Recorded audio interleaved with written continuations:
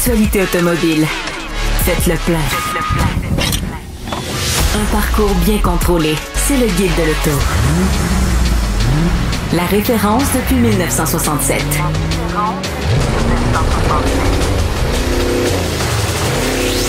Le Guide de l'auto.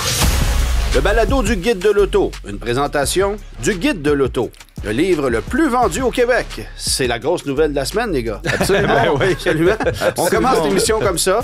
On n'a pas grand-chose de plus à ajouter, mais on voulait le plugger parce qu'on est bien fiers de ça. Alors, félicitations à toute l'équipe du Guide de l'auto pour ce succès, encore une fois. Et merci à tous ceux qui l'achètent, le consultent, le lisent, nous font des commentaires. Et nous font confiance.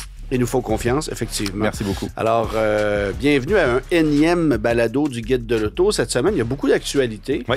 Et on va parler de deux véhicules en fin d'émission que j'ai conduits la semaine dernière et qui ne sont pas exactement dans le même segment de véhicule. On va y revenir un peu plus tard. Bon, la première chose dont on peut parler, évidemment, c'est la présentation, disons, régionale du Honda Zero Series VUS. Et je vous rassure tout de suite, pas question pour Honda de garder le nom zéro comme nomenclature pour le modèle parce qu'un gros zéro, c'est pas vendeur. Ouais, non, c'est pas beau dans l'échelle. C'est pas vendeur. Non. Mais essentiellement, l'idée d'appeler ça Zero Series, c'est qu'on réinitialise le tout et on recommence. Mm-hmm. On a développé un véhicule à partir d'une feuille blanche. C'est la nouvelle technologie électrique de Honda. Et c'est très intéressant de discuter avec les gens de Honda cette semaine dans le contexte actuel. Parce qu'on sait qu'Honda travaille actuellement à fabriquer une usine de batteries de véhicules électriques à Alliston, en Ontario, qui serviront à assembler des véhicules aux États-Unis, qui vont ensuite nous être réacheminés. Alors, faites les maths. Déjà là, on est dans le négatif. Mais j'ai très hâte de voir... J'ai entendu le mot tarif souvent. Ouais. Non, mais j'ai hâte de voir quelle va être la stratégie du constructeur et particulièrement d'Acura. Parce que ce qu'on nous a présenté, c'est le concept Honda Zero Series SUV, qui va être le premier véhicule électrique maison de Honda à être commercialisé chez nous. Bon, évidemment, je dis maison parce qu'on a déjà le Prologue, mais qui est un clone d'un Chevrolet Blazer EV, qui va demeurer sur le marché, soit dit en passant. C'est pas parce que le Honda Zero Series, qui aura un autre nom, va arriver sur le marché qu'on va éliminer le Prologue. C'est absolument pas ça. Le look que vous voyez à l'écran, pour ceux qui l'écoutent en vidéo, on est à 90% près du véhicule de production. Alors, il y aura des modifications probablement au niveau des lumières, du pare-brise. Bon, le véhicule concept qu'on a devant nous n'a pas de pare-soleil. Ça serait pratique. On va ajouter des rétroviseurs qui ne seront pas des caméras parce qu'en Amérique du Nord, ce n'est pas légal de juste avoir des rétroviseurs caméras, mais essentiellement, le design qui est là, c'est, semble-t-il, très près du véhicule de production. Évidemment, la base de ce produit-là va aussi servir au Acura RSX, qui est le premier VUS électrique d'Acura maison, parce qu'on a aussi un ZDX qui est un GM, bref. Mais c'est intéressant parce que ces formats CRV, on veut cibler ce marché-là, mais autant chez Honda que chez Acura, il n'est plus question de prendre uniquement un virage vert. Ça n'a jamais été le cas chez Honda, mais particulièrement chez Acura, on avait dit on élimine les modèles à essence pour s'en aller exclusivement électrique. Et permets-moi de te dire qu'on va revenir sur notre décision. Ouais. Alors, cette plateforme-là va servir à l'application de plusieurs modèles. D'abord, le RSX qui sera vendu chez nous dès l'automne 2025. Ensuite, ce modèle Zero Series qui sera commercialisé au printemps de 2026. Et à la fin de 2026 arrivera la berline qui est la Honda Zero Series Saloon. Évidemment, version de production de ce concept-là qui va être commercialisé chez nous. L'électrique prend une place importante chez Honda. Et évidemment, encore une fois, l'idée, c'est d'avoir le véhicule le plus performant, le plus léger, avec des batteries plus performantes pour qu'on ait un rendement énergétique intéressant. Et on promet une autonomie de 300 000, donc de 480 km avec ce véhicule-là, ce qui est aujourd'hui dans la norme. Là. Ça prend une autonomie comme celle-là pour réussir à percer le marché nord-américain. Il faut frôler le 500.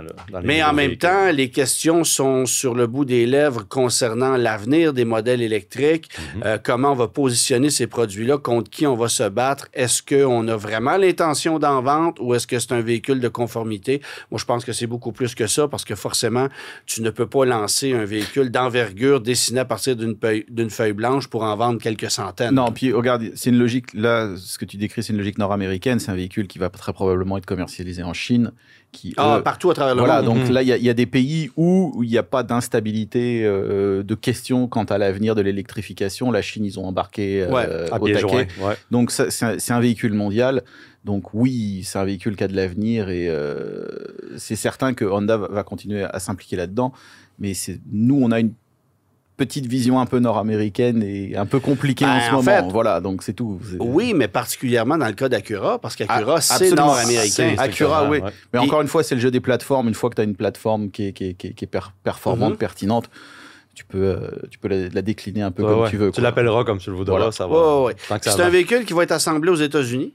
Donc, comme le RSX d'ailleurs. Alors, ça aussi, ça représente peut-être un enjeu parce qu'évidemment, considérant ce qui se passe, ou en fait, devrais-je plutôt dire qu'il ne se passe pas, parce qu'on ne sait pas trop ce qui s'en vient. Les constructeurs automobiles sont actuellement sur leur garde. Écoute, moi, j'ai trouvé le design très audacieux. Tu prends place à bord de ça, c'est vraiment spacieux, c'est vraiment champ gauche comme design. C'est très moderne. Honda et Acura sont conservateurs d'approche d'habitude, mais là, c'est vraiment pas ça.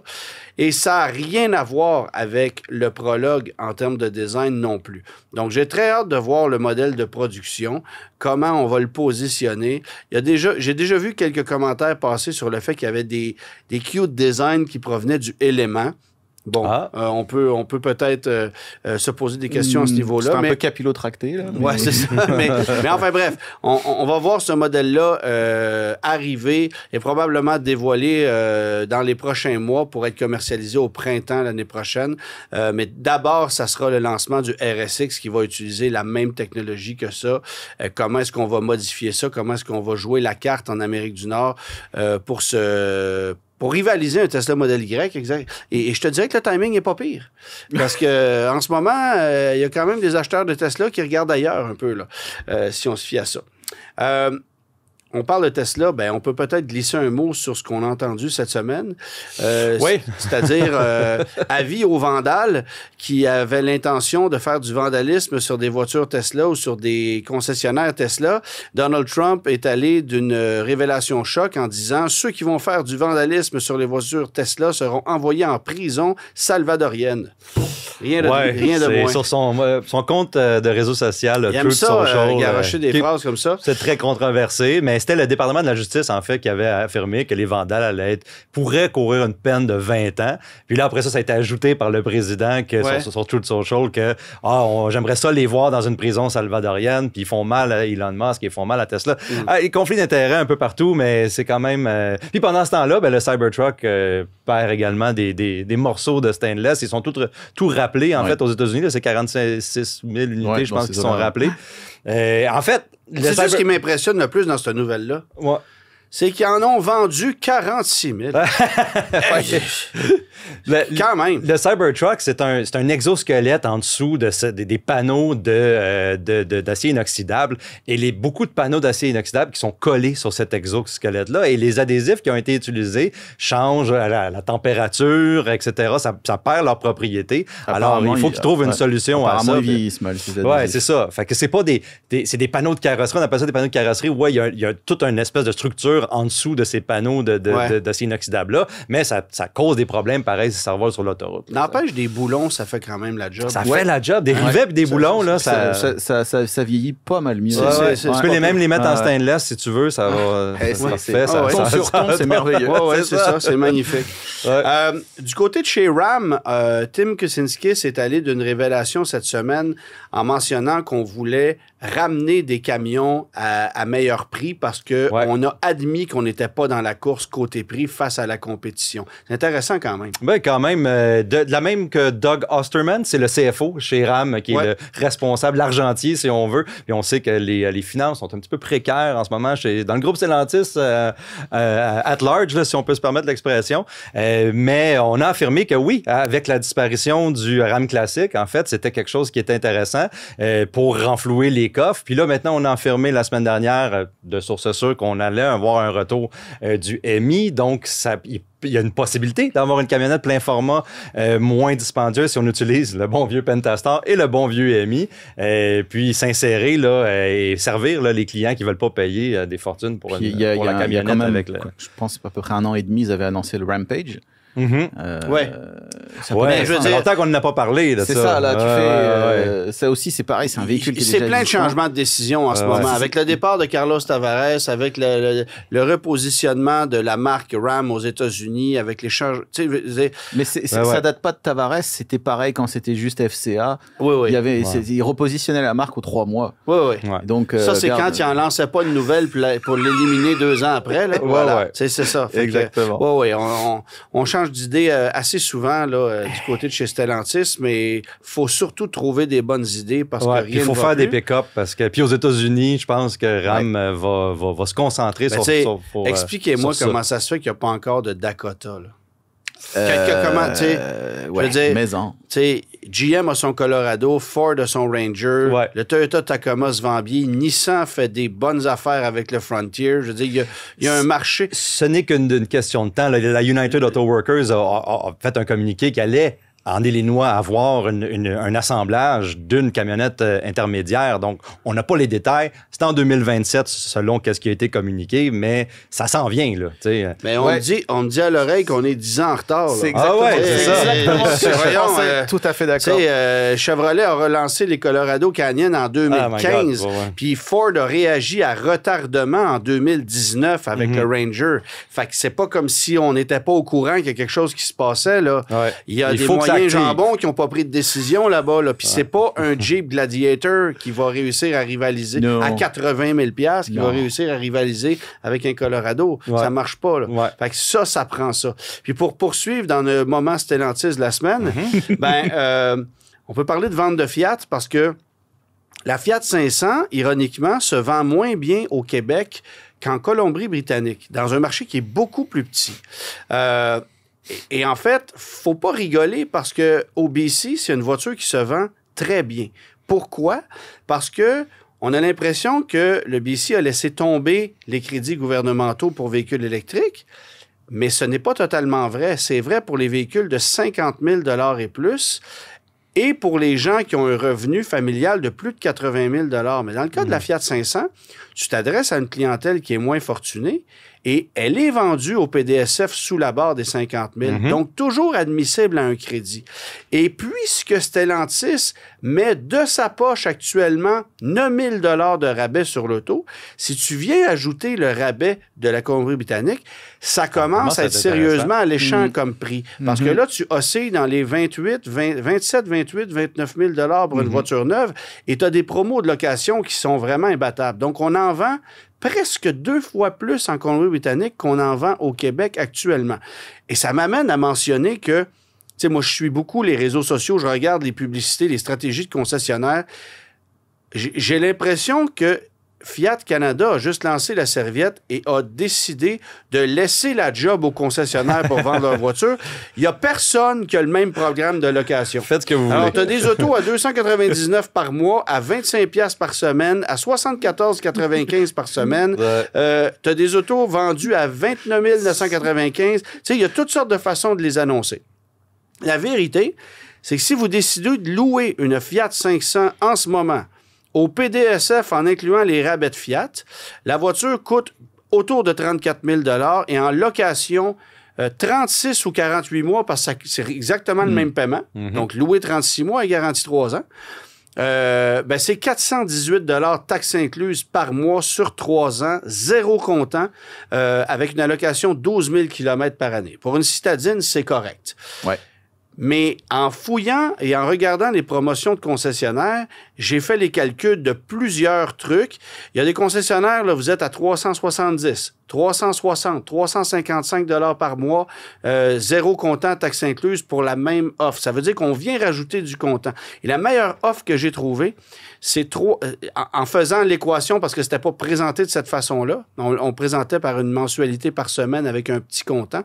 Mais en faisant les maths de la même façon, j'arrivais à 318 $ par mois, taxe incluse, zéro comptant, location 36 mois. Ça commence à être intéressant. Et pas plus tard que cette semaine, j'étais chez un concessionnaire Stellantis et le directeur des ventes m'a admis à mot couvert que quelqu'un qui arrive avec 300 $ par mois, zéro comptant, il repart avec une Fiat pour 3 ans. Ouais. Taxine. Alors, c'est vous dire... 300 $, pas d'essence. Tu sais, là, on recule. Reculé de 20 ans, là, et on vendait des Chevrolet Aveo à ce prix-là. Donc, c'est vous dire à quel point c'est pas cher. Une voiture à 300 $, taxe incluse par mois, là, ça vous coûte pas plus cher que de louer une commune auto 6 jours dans le mois. La seule chose que ça vous coûte de plus, c'est des assurances puis des pneus d'hiver. Tu sais, pensez-y, là. Puis la voiture est garantie tout le long de la location. Ouais. Fait que, il y a de sacrés deals à faire chez Fiat en ce moment et il y en a encore plein les cours. Alors, tu sais, je trouve que c'est quand même intéressant de le mentionner parce que c'est pas une voiture vilaine, c'est une voiture qui est sous-estimée.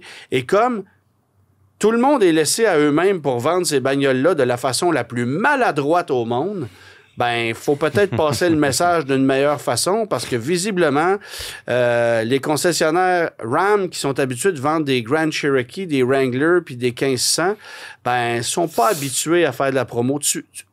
On en a déjà parlé ici. On en a déjà parlé souvent. Mais quand tu vois des gars sur TikTok faire des promos dans des garages en disant... en essayant de vendre une Fiat 500 comme tu vends un 2500 HD lifté avec des mags de 22 pouces, les gars, arrêtez, là, ça se peut pas. C'est pas de la bonne communication. C'est pas d'hier qu'on rit des propriétaires de concessionnaires qui essayent de faire leur pub eux-mêmes. Ouais. Et qui ont pourtant des budgets colossaux pour pouvoir engager des équipes de marketing complètes, là. Non, ils veulent se voir à la télé. C'est pas une bonne idée. Donnez ça à des professionnels. Vous l'avez pas, l'affaire. C'est un peu ça. C'était le moment Stellantis de la semaine. Yes! On va parler de la taxe carbone maintenant, parce qu'au Québec, on va continuer de payer plus cher pour notre essence, alors que partout dans le reste du Canada, le prix du litre d'essence va baisser drastiquement. Ben oui, on a aboli, Mark Carney a annoncé l'abolition de la taxe carbone. Nous, au Québec et en Colombie-Britannique, on a notre propre système. Hein, fait la Colombie-Britannique a décidé de suivre le fédéral en abolissant sa taxe carbone, mais nous autres, on la conserve.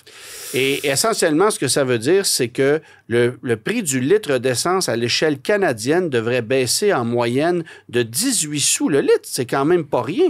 Ça se ce qui veut dire qu'en Colombie-Britannique, le prix du litre d'essence, où il est le plus cher au Canada, va se situer maintenant au niveau du prix du Québec et que l'écart entre le Québec et l'Ontario, si on fait les maths, devrait être d'environ 26 à 28 sous le litre. Et il va y avoir une sacrée différence. Je ne sais pas pour moi, mais si j'habitais à Gatineau, j'irais faire le plein à Ottawa. Là. On s'entend-tu? Ouais. À 4-5 sous le litre, c'est pas vrai que tu vas me voir faire un line-up de 15 minutes pour mettre de l'essence dans une station qui va un peu moins cher. Mais à 25 sous le litre, quand il faut que tu remplisses ton pick-up, ça commence à être considérable. Puis c'est surtout que je trouve que par ce positionnement-là, le Québec se peinture encore plus dans le coin. Pourquoi on ne s'adapte pas au marché? Pourquoi? Oui, on a besoin des sous. On a besoin, c'est ça j'allais dire. On a besoin des sous. On a besoin de remplir les trous sur les routes. On comprend tout ça. Mais je trouve que cette décision-là de le conserver alors que le reste du pays ne le fait pas, ben, tu sais, des fois, on dit on est une société distincte, là. Pas toujours pour les bonnes raisons. Ben, ça, c'en est une. Tu sais, oui, je comprends qu'il y a un aspect financier dans tout ça. Il y a un aspect financier. Mais c'est on ne veut pas attirer davantage de gens vers la voiture à essence. Ben c'est ça, c'est cohérent avec pousser l'idée de la voiture électrique. Oui. Au moins, pour une fois, il y a quelque chose de cohérent. Et parlant de ça, Hugues, les paris sont lancés. est-ce qu'on va avoir un retour du crédit pour véhicules électriques au 1er avril? Ça s'en vient, oui, là. C'est dans une dizaine de jours. TikTok, TikTok. On dit que Québec va ramener un rabais de 4 000 taxes incluses dès le 1er avril sur les véhicules électriques, mais on n'entend pas parler. Est-ce que ce sera une farce? Hein? Est-ce que ce sera une farce du 1er avril? Oui, c'est ça. Il y a beaucoup d'ID4 et il y a beaucoup de Fiat 500e et il y a beaucoup d'autres véhicules électriques qui attendent cette nouvelle-là avec impatience. L'ID4, on s'en fout parce que tu ne peux pas en acheter en ce moment. Jusqu'à nouvelle. Ça va très, très bien chez Volkswagen. Là, je ne sais pas, on va l'avoir. Parlant de véhicules électriques, parce que moi, je suis toujours le roi de la transition, tu voulais nous parler de BYD, qui a une nouvelle architecture électrique qui est franchement assez impressionnante. Ben oui, on parle souvent là, dans les médias de vitesse de recharge là, spectaculaire, on peut charger le véhicule en 5 minutes, etc. Puis c'est jamais vraiment très concret. Puis chez BYD, ben on a finalement dévoilé une plateforme. En fait, c'est une architecture de 1000 volts. Tu sais, les véhicules électriques, on a 800 volts, 500 volts, 400 volts, 800 volts normalement. Puis ça, c'est des véhicules un petit peu plus haut de gamme. Là, avec 1000 volts, ça permet une vitesse de recharge maximale de 1000 kilowatts. Tu sais, c'est pour vous dire... mégawatt. C'est 1 mégawatt exactement de puissance de recharge. De faire le plein d'un véhicule électrique aussi rapidement qu'un véhicule à essence. Qui serait capable d'aller chercher 400 km en 5 minutes si l'infrastructure est là, évidemment, parce que ça prend la borne de recharge qui va tirer 1 mégawatt puis qui va être installée pour le faire. Mais ce que ça veut dire... J'entends bien, mais quand même, moi, ça m'impressionne d'avoir une puissance de recharge d'1 mégawatt. Mais puis à quel point la batterie... ne mangera pas une volée à chaque fois, c'est ça aussi. Parce que d'acheminer une telle puissance dans la batterie, il faut que la batterie, c'est une chose d'être capable de la prendre, mais c'est une autre chose d'avoir une batterie qui va être fiable à long terme. Elle va le prendre, c'est ça, elle va le prendre pendant une couple d'années. Ouais. Une batterie après 10 ans avec des recharges régulières. Ça dépend comment qu'elle est faite, ça dépend comment que les cellules sont faites, puis ça dépend comment l'ordinateur dit à la batterie d'accepter la recharge. On a eu des véhicules électriques. Bien, mais 1 mégawatt de puissance, ça reste 1 mégawatt de puissance. En termes d'ampérage, là, c'est quand même une méchante claque. Mais l'image, ça reste à voir. L'image que je retiens, c'est que il est maintenant possible, avec une technologie comme celle-là, de réalimenter un véhicule électrique aussi rapidement qu'un véhicule à essence. Faire le plein de ta voiture pour rouler 400 km, ça te prend 3-4 minutes. Là. Alors, tu sais, si tu es capable d'aller chercher 400 km en 5 minutes, écoute, on s'entend qu'on n'est pas loin du compte. Puis c'est ça. Puis on parle de puissance de recharge maximale, évidemment. Les véhicules qu'on essaye souvent à aller chercher la puissance maximale, ça arrive. Mais en été, à 23 degrés Celsius, tout ça, fait que l'infrastructure est pas encore là. Mais c'est vraiment impressionnant. Mais tu sais, c'est l'œuf ou la poule, quoi. Si t'as pas les voitures qui sont capables de prendre des grosses recharges, pourquoi développer des infrastructures? Si t'as pas les infrastructures, pourquoi développer des voitures? À un moment, il faut commencer quelque part. Donc, on avance. Ça va quand même dans le bon sens. Je m'en veux un peu, les gars, parce que je me décris comme le roi de la transition et j'en ai manqué une tantôt. On voulait parler du Volkswagen Tiguan et on parlait de l'ID4. J'aurais pu faire une liaison, mais je l'ai manqué. Alors, retour sur le Volkswagen Tiguan. On t'en veut pas. Non, c'est vrai. Alors, retour sur le Volkswagen Tiguan. On a appris les détails cette semaine, les prix, la motorisation. Le véhicule est beau, surtout de l'intérieur. Extérieurement, ça a l'air d'un autre VUS blanc. C'est ça. Mais de l'intérieur, c'est un véhicule qui est quand même assez charmant. Ça va connaître un bon succès. Mais je suis un peu déçu qu'on ait uniquement un 2 litres, pas d'hybride, pas d'hybride rechargeable, pas de motorisation plus puissante. Venant d'une marque allemande, c'est quand même assez bizarre. Puis je veux dire, il y a une multiplication des offres des motorisations hybrides dans ce segment de marché-là, d'autant plus que Volkswagen là, la technologie, c'est offert ailleurs dans le monde, mais pas chez nous. Cela étant dit, on a dévoilé les prix. Là, on est juste un petit peu plus cher que le modèle actuel. Oui, quand même. Puis c'est le fun parce que pour l'offre, on a une différence esthétique, on a un petit peu plus de puissance. L'intérieur, comme tu as dit, moi, je me suis assis dans ce véhicule-là. C'est quand même une bonne amélioration par rapport au modèle actuel. On parle le prix d'entrée de gamme de 38 695 $. C'est 1 600 $ de plus. Ça, c'est inclus les frais de livraison, tout ça.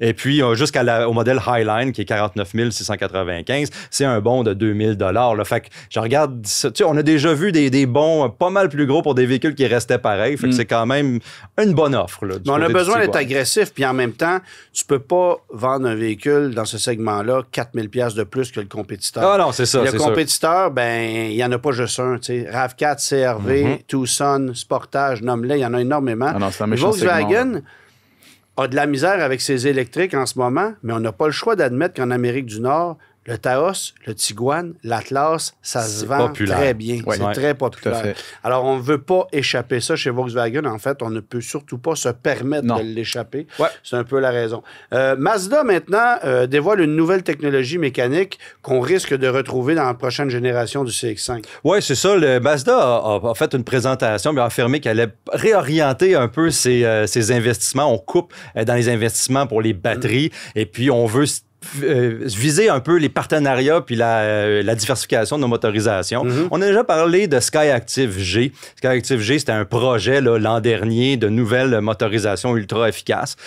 Mazda, on le sait, ça a toujours été frileux un petit peu sur le côté de l'électrification. On n'a pas fait des gros efforts. Puis là, ben, pour le moment, dans le contexte actuel de l'automobile, ça peut être quelque chose qui peut être avantageux parce que Skyactiv G, qu'est-ce qu'on veut faire? C'est mettre l'accent sur l'efficacité thermique dans un moteur à essence. C'est-à-dire, le plus gros ennemi d'un moteur thermique, c'est la chaleur. Et puis, comment contrôler la chaleur dans un moteur thermique? La réponse simple, c'est de mettre plus de gaz. Alors, avec le Skyactiv G, qu'est-ce qu'on veut faire? C'est aller chercher le meilleur mélange d'air-essence à la meilleure température pour avoir la meilleure combustion. Les détails techniques, quand Mazda vont nous les donner, ils vont être énormes. Là. Pour le moment, j'en ai pas beaucoup à vous donner. Par contre, le moteur à essence n'a pas dit son dernier mot et on est capable d'aller chercher une meilleure efficacité de combustion. Ben, peut-être qu'on est capable de s'avantager là, du côté de chez Mazda. Ben, toi et moi avons conduit la nouvelle génération du CX-90, CX-70.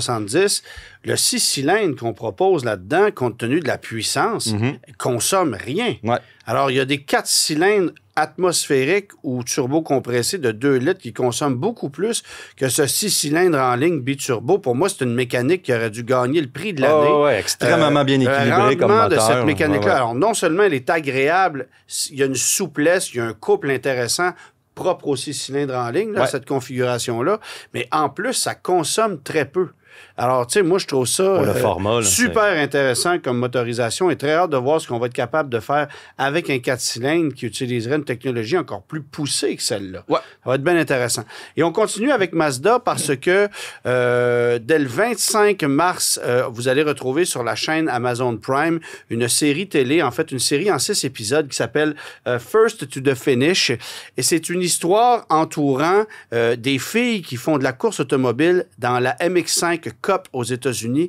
Si vous n'avez jamais vu une course de Mazda MX-5, je vous invite à essayer de regarder ça. C'est beau à voir. Ouais. Il y a énormément de tension. Ça se suit par choc à par choc. On se rentre dedans comme dans du NASCAR, mais avec des voitures super légères. Puis c'est une monotype, là, donc ils sont tous pareils. Les voitures sont tous égales. C'est du bonheur. Les voitures se suivent tellement près. Là, exactement. Alors, c'est pour ceux qui nous écoutent en vidéo, vous voyez à l'écran les jeunes filles qui courent dans cette série-là. Il y a une jeune fille qui a 20 ans qu'on a rencontrée la semaine dernière du côté de Toronto, qui était même pas capable de prendre un verre avec nous parce qu'elle n'a pas l'âge légal de boire aux États-Unis, mais elle gagne des courses en série MX5. Alors, c'est quand même impressionnant de voir le parcours de cette jeune fille-là.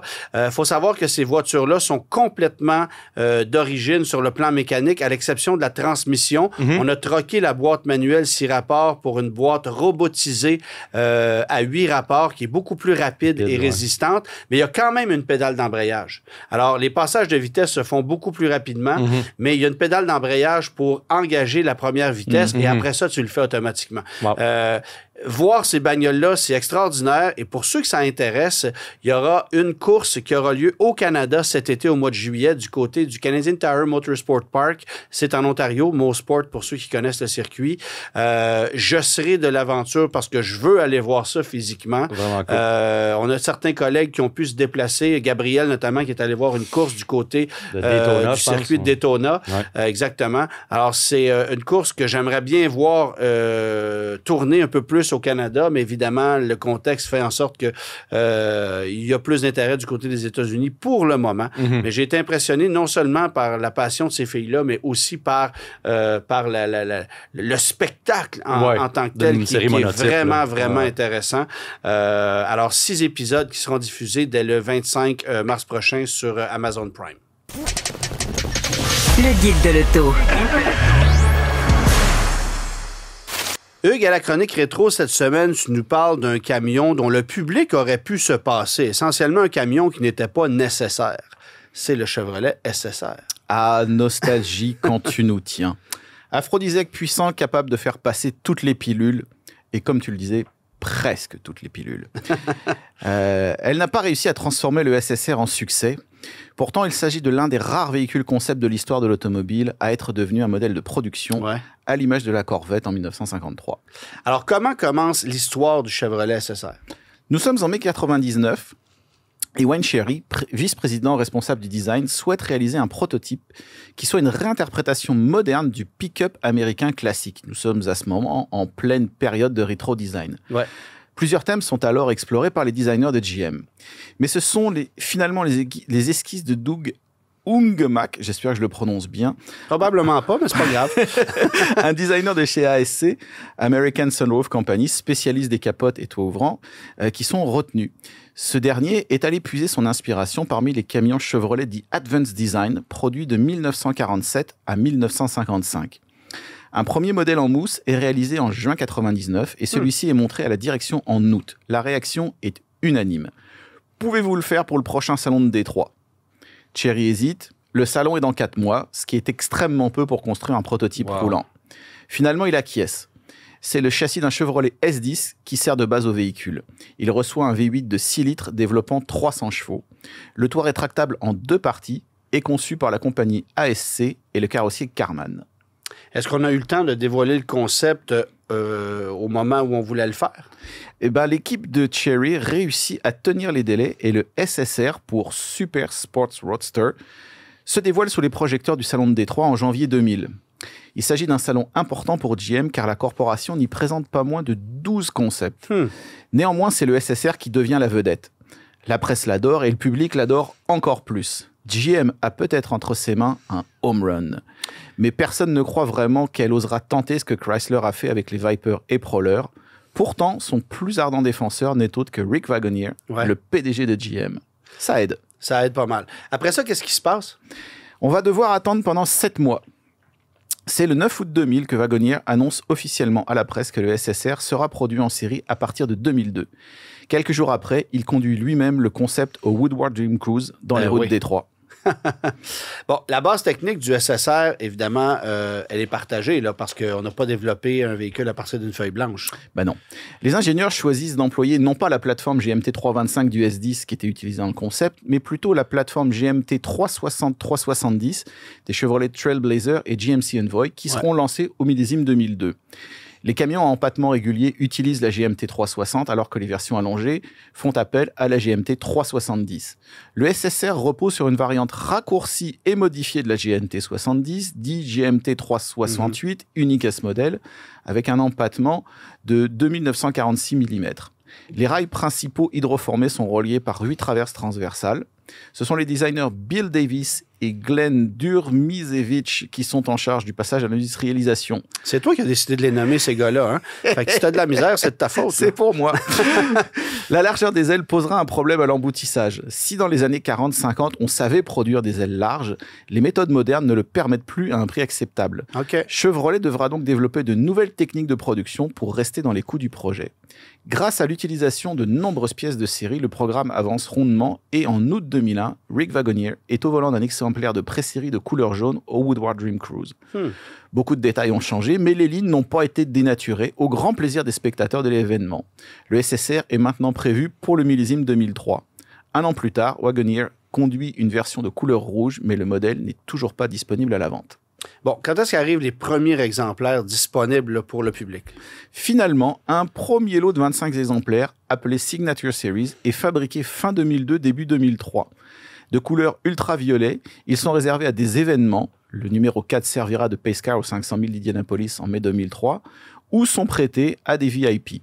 Le SSR est assemblé dans le Lansing Craft Center, dans le Michigan, une ancienne fonderie convertie en centre de production pour des modèles à faible volume. GM y construira les Buick Reatta, Chevrolet Cavalier et Pontiac Sunfire Cabriolet, ou bien la GM EV1. Le premier exemplaire de série sort de la ligne le 29 juillet 2003 pour le millésime 2004. À ce moment, Chevrolet compte sur 14 à 15 000 ventes annuelles. Oh boy, c'est pas évident, les choses se passeront pas comme ça, là. Eh ben non, évidemment. Les premiers clients se précipitent dans les salles de montre et sont même prêts à accepter la surcharge que leur imposent certains concessionnaires. Mais très vite, l'euphorie disparaît. À cela, plusieurs raisons. Première raison, le prix. On l'espérait au Canada autour de 50 000 $, mais il sera finalement proposé à 69 995 $. Ouais. C'est cher pour un cabriolet. Par exemple, la T-Bird, elle aussi d'inspiration rétro, était offerte à 56 775 $. Oui, puis c'était pas une référence, ça se vendait déjà, pas plus. Voilà. Donc c'est déjà cher pour un cabriolet, mais aussi pour un camion de performance. Par exemple, il l'est pas autant que ça, là, finalement. Le Ram SRT10, avec un V10 de 500 chevaux, était facturé 58 365 $. Ouais. Alors, à la défense du SSR, il est correctement équipé, roue de 19 pouces à l'avant, 20 pouces à l'arrière, ABS, siège baquet cuir, air conditionné Bizome, régulateur de vitesse, système audio à 4 haut-parleurs. La boîte arrière reçoit un couvercle verrouillable à ouverture électrique. Le toit rigide se rétracte en moins de 25 secondes et les options ne manquent pas. Système audio Bose à 6 haut-parleurs avec changeur de CD, radio satellite, OnStar, climatisation automatique, compteur additionnel sur la console centrale, latte en bois pour la boîte, roue en aluminium poli. Deuxième raison de l'échec, les performances. Oui, parce qu'initialement, c'était un moteur 6 litres, mais on a plutôt placé un 5.3 là, dans ce modèle-là. Les lignes du SSR évoquent la puissance brute, mais le V8 Vortec de 5.3 litres ne développe que 300 chevaux contre 290 dans les Trailblazer et Envoy. Il n'y a pas de boîte manuelle offerte, seule la boîte automatique à 4 rapports est disponible. Le 0 à 100 est réalisé en 7 secondes 9. Bon, c'est pas mal, mais à mettre en relation avec les 6,5 secondes d'une Mustang GT V8 de 260 chevaux sur le même exercice, ou même les 7,6 secondes d'une simple Mustang V6 de 193 chevaux. Troisième raison, le poids. Avec 2159 kg sur la balance, le SSR est loin d'être une ballerine. La suppression du poids a demandé de nombreux renforts et le toit rétractable n'est pas léger non plus. Si le SSR offre une tenue de route décente, son châssis de camion avec essieu arrière rigide ne permet pas une conduite inspirée comme celle d'une Mazda Miata, par exemple, qui elle ne pèse que 1104 kg. Par contre, vous pouvez remorquer jusqu'à 1135 kg. C'est pas mal. Bon, évidemment, c'est un véhicule qui va évoluer rapidement. Je pense que GM va écouter les critiques initiales qui sont faites sur la première année de commercialisation. Effectivement, Chevrolet va écouter autant que possible. La marque lance au millésime 2005 un SSR modifié avec un V8 LS2, le moteur qui aurait dû être installé depuis le début. Donc le 6 litres. Voilà. Ouais. Issu de la Corvette, il développe 390 chevaux et peut être couplé à une boîte Catel 65E automatique ou à une Tremec T56 manuelle à 6 rapports. La puissance passera à 395 chevaux en auto et 400 chevaux en manuel pour le millésime 2006. Le 0 à 100 descend alors à 5,5 secondes. Pas mal plus sérieux, là. Pas mal plus sérieux. De plus, le prix ne subit aucune augmentation. C'est trop peu trop tard et les ventes ne redécollent pas. Chevrolet décide d'arrêter la commercialisation du SSR à la fin du millésime 2006. Le dernier exemplaire, bicolore, haut noir et bas gris, sort de la ligne de production le 17 mars 2006.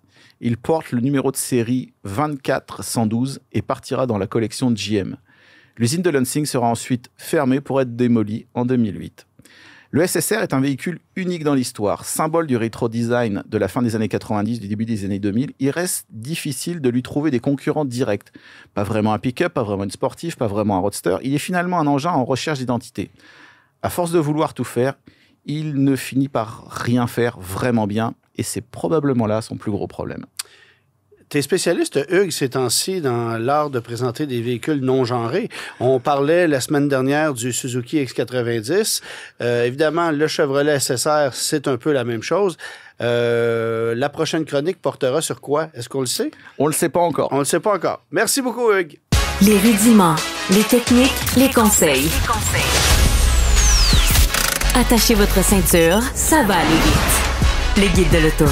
Oui, Philippe, Hugues et moi t'avons vu arriver tantôt au volant d'une machine qui ne passe pas inaperçue. C'est la nouvelle BMW M5. On en avait brièvement parlé il y a plusieurs mois à l'émission. Oui. Celle que tu conduis cette semaine, c'est la version berline. Il y a aussi la version Touring qui connaît un succès monstre en ce moment. BMW réévalue même la possibilité d'en fabriquer davantage, tellement le succès est au rendez-vous. Mais les performances sont essentiellement les mêmes. Alors, parle-moi un peu de cette machine-là, parce que ça fait aussi un peu rêver. Et ça annonce certainement l'arrivée du printemps. Ah, c'est sûr. Puis la M5, c'est imposant. Le look, là, maintenant, c'est extraordinaire. C'est pas pour tous les goûts, évidemment, là, quand on la regarde. Surtout de la couleur, là, on le voit à l'écran, c'est de la couleur vert. Moi, la mienne, elle est bleue. Un bleu quand même assez tranchant, assez profond. Pétant, exactement. Écoute, c'est le V8 biturbo-compressé de 4.4 litres avec le moteur électrique. On a un lien direct avec le moteur et le différentiel à l'arrière mécanique. Donc, le moteur est entre le moteur électrique est entre le moteur thermique et la transmission. Mécanique qu'on a emprunté essentiellement au VUS XM, qu'on abandonne. Oui, c'est ça. Qui n'était pas vraiment un franc succès chez BMW. Je pense que ça n'a pas vendu. Tu n'avais même pas besoin de mettre le mot vraiment dans ta phrase. Et c'était pas du tout prévisible. On l'a pas vu venir. Non, avec les couleurs puis tout ça, c'était spécial. On l'avait pas vu venir. Mais on se sert de cette mécanique-là, justement, avec 717 chevaux. C'est pas rien, ça marche, c'est épouvantable. Évidemment, c'est un hybride rechargeable, donc il y a quand même une batterie de 14,8 kWh, je pense, dans le véhicule qui est capable d'être rechargé. Ça donne à peu près 40 km, ce qui est souvent pour un... Mais, tu sais, oui, ça sert à rien, mais pour un véhicule de cette performance-là... ça sert énormément, en fait. Ça sert à rien côté électrique, mais pour la performance, c'est extraordinaire. Mais 40 km, c'est bon, là, quand même, pour un véhicule de ce calibre-là. Pour entrer dans un centre urbain, encore une fois, il faut regarder un peu ailleurs. Il y a des centres urbains où ça va être compliqué de rentrer en pure thermique. Il va y avoir des frais à payer. Donc, le 40 km, c'est parfait. C'est bon, tu rentres. Si tu as une plaque verte sur une voiture comme celle-là, tu peux effectivement entrer en Europe dans des villes où les voitures purement essence vont être interdites. Puis Londres, par exemple. C'est ça. Et tu as 717 chevaux, pareil, que tu amènes avec toi en ville à Londres. C'est surtout un avantage par rapport au RS6, ce genre de machine-là. Imagine une M5 avec une plaque verte. Ben, c'est littéralement ça. C'est l'idée, mais ça reste quand même assez paradoxal. C'est contourner les lois, puis c'est très bien pareil. C'est un petit peu ce que j'avais vécu quand j'avais mis à l'essai la Mercedes S63 AMG e-Performance. Donc, c'est une bagnole qui a 26 km d'autonomie électrique, hybride rechargeable, mais dans les faits, c'est pour avoir une immatriculation verte, puis pour pouvoir circuler dans les voies réservées, puis passer gratuitement sur le pont de la 25. C'est comme les Panamera. Ça fait cher en tabarouette pour passer gratuitement sur le pont de la 25. Mais on rentabilise. Mais il y a des gens qui sont prêts à payer pour avoir des privilèges. En voilà un. Fait qu'une voiture avec des dynamiques extraordinaires. Mais t'aimes-tu la conduite? Parce que c'est lourd comme bagnole. 2400 kg, ce véhicule-là. C'est plus lourd que ça l'a jamais été. C'est sûr que la suspension, c'est extraordinaire. On est capable... Qu'est-ce qui est le plus... à la fois impressionnant mais dérangeant aussi, c'est qu'il y a tellement de possibilités de calibrage dans les modes M1, M2, des modes sur mesure. On est capable de tout calibrer. J'ai regardé juste le mode du système anti-patinage, comment on est capable de mettre des degrés jusqu'à 10 degrés de comment tu veux qu'il échappe l'arrière du véhicule ou pas. Tu sais, je veux dire, moi, je passe une semaine avec le véhicule, je vais jamais passer à travers tout ça, mais la personne qui l'achète va pouvoir vraiment faire réels qui vont aller jouer dans ce menu là. Écoute, il y en a, je pense. J'ai juste pour faire le véhicule, à le mettre le véhicule exactement comme tu le veux, c'est très, très, très impressionnant. C'est juste que je trouve que même, par exemple, juste la direction, tu sais, je trouve c'est plus M5 comme c'était. Il n'y a pas le même feedback. Il y a trop de poids. Tu sais, c'est vraiment... Puis aussi, il y a une affaire qui est l'intérieur, l'habitacle. Tu sais, moi, j'ai déjà récemment juste embarqué dans une E39, une M5 E39 avec le V8. Puis, tu sais, la finition, l'espèce de... le raffinement BMW M. Tu sais, c'est sport, mais tu as quand même une finition qui est luxueuse, on va se le dire. Tandis que là, il y a des écrans, beaucoup de plastique, c'est très sportif, c'est très dynamique, c'est tape à l'œil. Je trouve qu'on a vraiment la lettre M a comme évolué en technologie, puis c'est très bon, mais c'est un différent type de raffinement. En fait, moi, ce que je déplore le plus, c'est que c'est plus une voiture de puriste. C'est une voiture à tout faire. La M5, il fut une époque où ça s'adressait pas juste à des gens qui avaient un gros portefeuille, mais à des gens qui voulaient quelque chose de bien précis. Ouais. Puis c'était une voiture de connaisseurs. Ouais. C'était pas une voiture m'as-tu vu. Ouais. Là, c'est pas mal moins ça. C'est ça.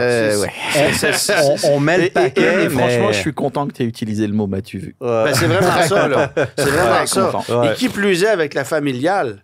La RS6 avant chez Audi, c'est une voiture de connaisseurs, oui, mais il y a de plus en plus de gens qui l'achètent pour flasher. Puis c'est un peu ce que je déplore. Ouais. Moi, je vais préférer un habillage plus discret. Les gens ne reconnaîtront pas ce que c'est. Puis ça m'amène à dire... Le principe, c'était ça, les premières M5. Les toutes premières M5, c'était le principe du sleeper. Le logo, c'était ça, c'était le sleeper. Il y avait juste le M. Le reste, le véhicule ressemblait là, à une BMW. Puis quand tu l'écrasais, le gaz, ça marchait en tabarnouche. Rendu à ce niveau-là, j'ai toujours le même exercice que je me fais en tête. OK, la M5, c'est celle qui est sur la sellette. C'est celle qu'on voit partout, toujours avec des couleurs affriolantes. Et si tu descendais d'une gamme et que tu allais chercher la M550 eXDrive à la place, hein? La M3, c'est parfait, là. Ben, c'est probablement parfait, la meilleure bagnole que tu peux avoir dans la gamme.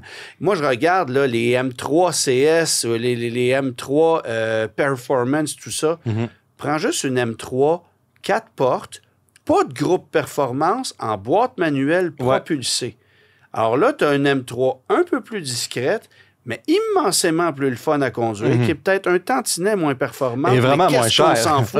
Et moins cher. Là, honnêtement, quel conducteur moyen sera capable de voir la différence? Parce qu'encore une fois, les mecs qui achètent des M3, c'est pas tous des pilotes, là. Faut pas rigoler, là. Non, c'est ça. Le dixième de seconde que tu vas perdre, là, ben, tu sais, moi, tu le verras pas. Il y a des trucs qui sont, pour moi, des contre-emplois. Là. Une M4 décapotable, automatique, avec... Bon, il fut une époque en plus, t'as des toits rigides super lourds. Ça marche pas. Là. Non, c'est plus puriste. Là. C'est plus pour le... Fait que 143 750 $, pour la facture de cette M5, qui a quand même des ensembles carbone, etc., bien garnis. Mais, pas petit comme prix pour une aubaine, par contre, par rapport au véhicule que moi, j'ai essayé, qui a 10 chevaux de moins. Et toi, un véhicule... 20 chevaux de moins, en fait. Ouais, un véhicule... On peut dire que c'est un véhicule exotique. 20 chevaux de moins, mais est-ce que ça vaut même le coup qu'on en parle? Oui, quand même. Oui et non, en fait. J'ai mis à l'essai cette semaine l'Aston Martin DBX 707, qui a été légèrement modernisé pour 2025. Mathématiquement, là, j'ai fait les calculs. Le PDSF, en incluant les options, était à un peu plus de 426 000 T'ajoutais évidemment 42 600 $ de taxes de luxe. Et ensuite, les taxes qui allaient s'appliquer étaient autour de 535 000 $. Ça, c'est deux Fiat 500e en taxes de luxe. C'est le chèque qu'il faut que tu signes pour une machine comme ça. Wow. Ça pique un peu. Mais c'est exclusif quand même, le 707. Non. Là. En fait, c'est le seul modèle qu'on offre désormais. La version régulière du DBX n'existe plus. C'est uniquement le 707. Puis, j'ai compris que tu peux pas penser rationnel quand tu regardes une machine comme ça. C'est sûr que un Porsche Cayenne Turbo GT qui coûte à peu près la moitié du prix va t'offrir une conduite encore plus acérée puis un petit peu plus de performance. Les chiffres de 0-100, c'est exactement la même chose. C'est 3,3 secondes puis c'est 310 km/h en vitesse de pointe. Donc, tu es nez à nez avec un Turbo GT qui coûte 250 000 $ en prix d'entrée. Versus celui-là qui est à 301 000 $ puis sur lequel on a ajouté 120 quelques mille dollars d'options, incluant 35 000 $ de fibre de carbone extérieure, parce qu'il y en avait aussi en dedans en option. Tu sais, pour te donner une idée, le système audio, qui est un Bowers & Wilkins, est une option de 15 000 $. Et je suis obligé de te dire que la qualité sonore de ce système audio-là n'est pas meilleure que ce que j'ai dans ma Audi A4 2018 avec l'option Bang & Olufsen. Donc, c'est quand même un peu décevant de devoir payer 15 000 $ dans un véhicule de 300 000 $ pour avoir un système audio qui est très bon, mais qui n'est pas extraordinaire. Puis, la quantité d'options que tu peux ajouter est phénoménale. Là. Et toutes plus chères les unes que les autres. Il y a quand même des trucs qui m'ont fait rire parce que lorsqu'on m'a envoyé la fiche technique du véhicule, on m'a envoyé la facture en dollars US. Et là, je regardais le prix des options. Et puis, il y a une option sur ce véhicule-là qui est un attache-remorque. Parce que tu peux remorquer jusqu'à 8000 livres avec cette machine. 15 000 Non. Ah, quand même. C'est 1800 US pour l'attache-remorque, ce qui est déjà plus cher qu'une attache-remorque ailleurs, là, tu vas me dire. Puis en canadien, c'est 3600. Ah oui. Fait qu'on a juste fait x2 en dollars canadiens. Même plus simple comme ça. On n'est même pas à suivre le taux de change. Quand t'es gazillionnaire, t'arrondis aux 100 000 supplémentaires. T'es pas devenu gazillionnaire en payant 3 fois le taux de change. Non. C'est ça. Mais tu sais, il y a 100 quelques mille dollars d'options. Puis ce que je retiens de ce véhicule-là, c'est que le design, il est magnifique. Ouais, tu sais, dans ce créneau-là, t'as quoi? T'as un Bentayga qui est pas joli. T'as un Cullinan qui est vraiment pas joli. T'as un Lamborghini Urus qui ne plaît certainement pas à tout le monde. Non, on est dans ce secteur-là, tu sais. Alors, c'est le prix de l'exclusivité, devrais-je dire. Et lorsque tu prends place à bord, c'est la qualité des cuirs haute couture. Le véhicule que j'ai mis à l'essai, il était vert sur vert. C'était magnifique. Bon. La bonne nouvelle, c'est qu'on n'a plus cet écran non tactile qu'on avait jusqu'à l'année passée avec une roulette rotative sur la console qui datait de 15 ans. Là, on a remplacé ça par un écran tactile, un levier de vitesse traditionnel et non pas à bouton au bout de la planche de bord. On a modernisé ça, on l'a mis au goût du jour, c'est plus efficace, c'est mieux pensé. Il n'y a pas tant de place dans la soute, t'achètes pas ça parce que c'est super pratique.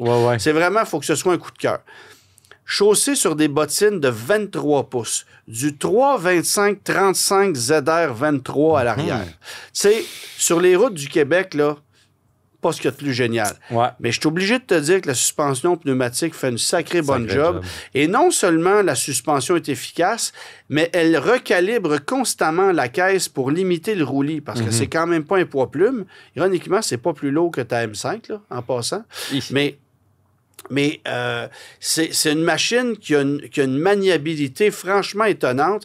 Et le premier jour où je la conduisais, j'étais comme non, je suis pas à l'aise comme dans un Cayenne. Et non, c'est pas facile comme un Cayenne. Mais après quelques jours, c'est un peu comme une espadrille de sport. Tu achètes ça, puis tu la mets à ton... Je m'en allais dire à ta main, mais tu la mets à ton pied. Puis tu finis par faire corps avec. Et finalement, ben là, je conduisais le véhicule, j'étais plus à l'aise, je dansais un peu plus avec. Tu sais, l'appui au sol, les bottines à l'arrière, ça mord au bitume, si bien que la conduite peut être super sportive, vraiment agréable. N'empêche qu'il y a des craquements, il n'y a rien de parfait. Il y a beaucoup d'imperfections. C'est typiquement un véhicule anglais, mais avec une technologie à l'allemande, parce que c'est une mécanique AMG. Là. Alors, c'est une mécanique V8 biturbo 4 litres de 697 chevaux ou 707 PS, ce qui explique le nom du véhicule, DBX 707. Mais, tu sais... Vraiment un bonheur à conduire, mais tu sais, quand tu regardes le prix, tu fais OK, ça s'adresse à quelqu'un qui a eu 12 Cayenne, 2 Urus, puis qui veut se distinguer. C'est le prix d'une maison. Qui va accepter de subir une dépréciation qui n'a pas de bon sens. Là, on est là-dedans. Mais quand même agréable de passer quelques jours au volant de ça. Ce qui est ironique aussi, c'est que j'ai passé quelques jours, cette même semaine-là, au volant d'un Mitsubishi RVR. Oui, monsieur. Un RVR, c'est un véhicule qui n'a pas changé ou à peu près depuis 15 ans. Et j'ai pris place à bord de ce véhicule-là. Tu sais, on critique souvent des modèles immensément plus modernes. Tu sais, je pense au Nissan Kicks. C'est arrivé le Nissan Kicks cette année avec un petit moteur de 141 chevaux. On regarde la facture, on se dit c'est cher, c'est épouvantable. Mais quand tu regardes un RVR, c'est vrai que ça n'a pas évolué. Le plus gros défaut de ça, c'est que tu as beau mettre une chaîne audio Rockford Fosgate à 9 haut-parleurs en option. Quand tu es à 120 sur l'autoroute, c'est pas insonorisé, ça n'a pas de bon sens. Mais est-ce que ça craque moins qu'un DBX? C'est très solide. On sait que ça...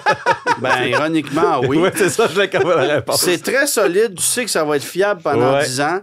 Ça consomme un peu, c'est pas particulièrement performant ni agréable à conduire, mais ça fait la job. Puis, le modèle que j'ai essayé, c'est la version que tu n'achètes pas. Donc, c'est le modèle GT le plus cher à 37 000 $. Mais à 32 33 000 tu as un 4 roues motrices avec un équipement décent, avec une puissance qui est très correcte, c'est 168 chevaux. Puis, tu peux aller dans un modèle d'entrée de gamme qui coûte 26-27 000 $ en traction ou 29 000 $ en 4 roues motrices. Tu sais, c'est pas pire. Puis, on te le finance à 1,9 ou 2,9 selon ton terme. Tu sais, je veux dire...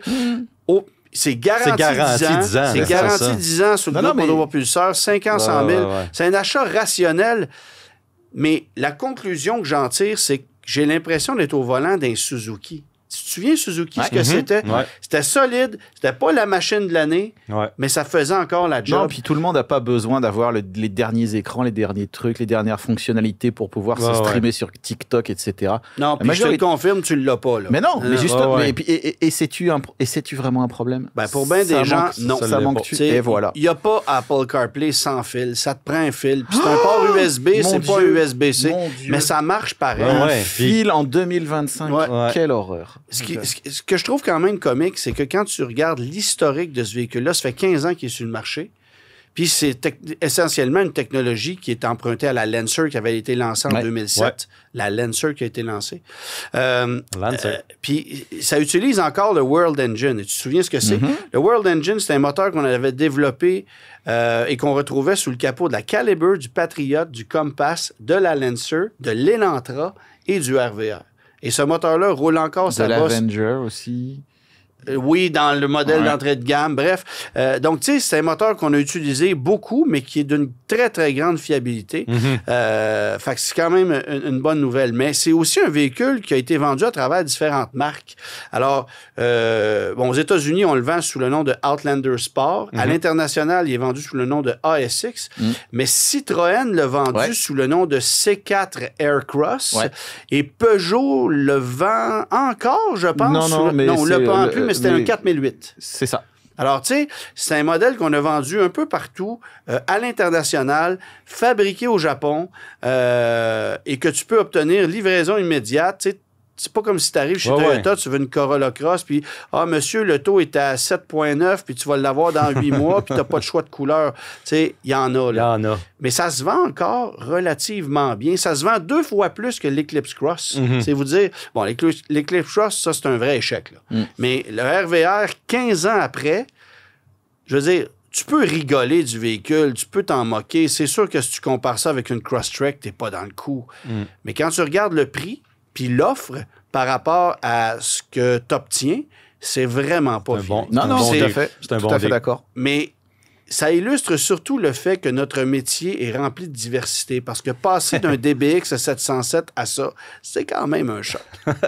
Salut les gars, à la semaine prochaine. Bonne semaine à tous. Tous les épisodes du Guide de l'auto sont disponibles en podcast sur l'application et le site cube.ca.